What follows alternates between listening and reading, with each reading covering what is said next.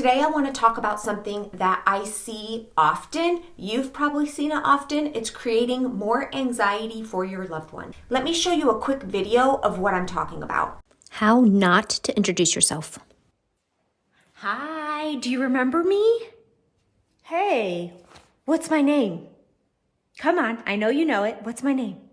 Hi, guess who's here? Look who I brought with me. Do you remember who that is?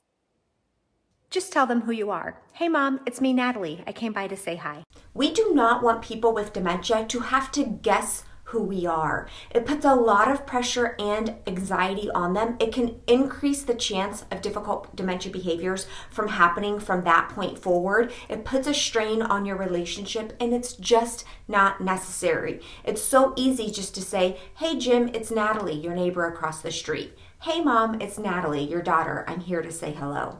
Careblazer, have you ever noticed this? Have you ever noticed people trying to introduce themselves or say hi to the person with dementia and get them to guess who they are?